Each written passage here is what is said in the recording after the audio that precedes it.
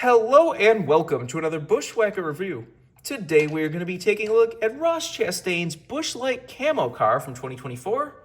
So let's take a look at the box. Once again, you just have the generic 2024 box. Lionel Racing NASCAR Cup Series, got your 21 Plus sticker right there. Trackhouse, got to render the car right there. Standard finish. A total of 516 of these things. NASCAR Cup Series, standard finish. NASCAR Cup Series, Lionel Racing. Register your car at Lionel Garage, and you of course have your copyright and such on the bottom of the box. Here is the car itself. This was raced at the Fall Talladega race last season. Basically this year's version of the hunting car, and I'm kind of glad they went to kind of a different direction with the hunting car. You know, for the longest time they were always basically mostly orange cars or white and orange cars, and then you had Harvick's that was still camo but white and blue his last year.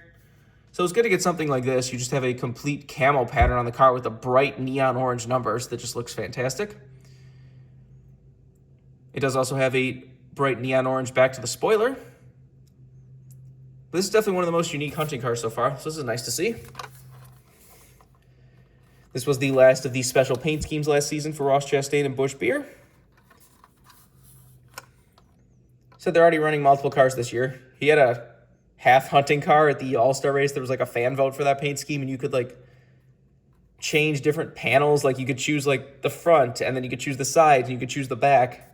And so I voted for that, and apparently everyone else did too, because it won. Where one of the options was a bright like neon orange like hunting top. So it's like mostly white and blue, but then a bright neon orange top. It looks kind of hilarious. I don't think they've actually offered that as a diecast yet for some reason. They've also, as of recording this video, they said that his plaid car came back this season at Bristol, and it was one of the coming soon posts from Lionel during the whole tariff thing, but it still hasn't come up after recording this video. Like, they still have not put up the pre-order, so I don't know what the holdup is with that. Anyways, let's get down to sponsors. On the hood, you have Busch Light, brewed in the USA. Got Chevrolet Camaro, number 1, and Trackhouse. Down the side, you got Busch Light. You got Worldwide Express, Moose, Fraternity, and Kubota back there. Got Jockey in front of the rear wheel.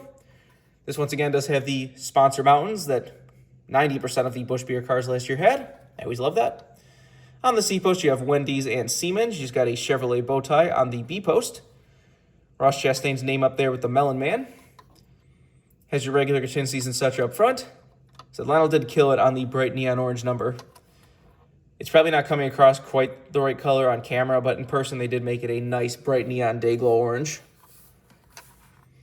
On the back, you got Chevrolet Camaro ZL1, got Busch Light number 1 and Quaker State. So it does have the Super Speedway spoiler as well as the bright neon orange back.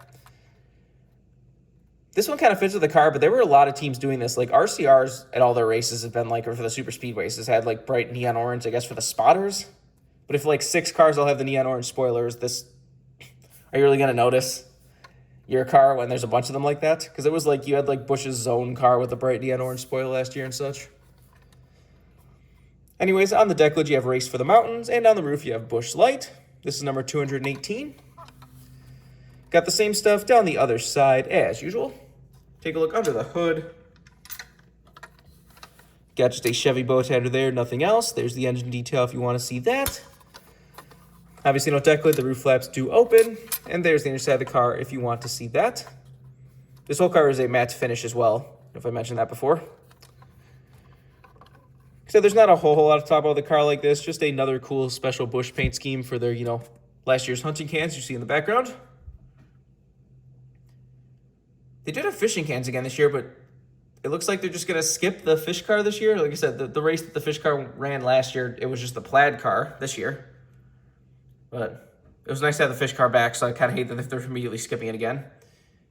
They have already revealed that he does have a Busch Apple car coming back. Busch Apple is back this season or this year, so we're going to have a paint scheme for it. They replaced it after going to the peach for a couple years, but I guess the peach must have not been as popular as the apple because they went right back to the apple after a couple years. It'll be cool to get Ross's own version of the Apple car. It does look very nice. If you want this car as a brand new release, you can get it right now. I don't think this car would get crazy rare, but the hunting Busch cars are pretty popular, and Ross is pretty popular, but there's so many of these Busch cars last year that who knows? This one's late enough in the year that it might have a lower number. Like I said, it only had, 516. So not a crazy amount of them.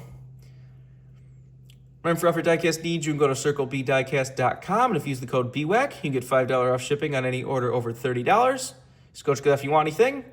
But I think, Trinch, all there is to say, this has been a review of Ross Chastain's Busch Light Camo Chevy from 2024. Hope you enjoyed, and thanks for watching.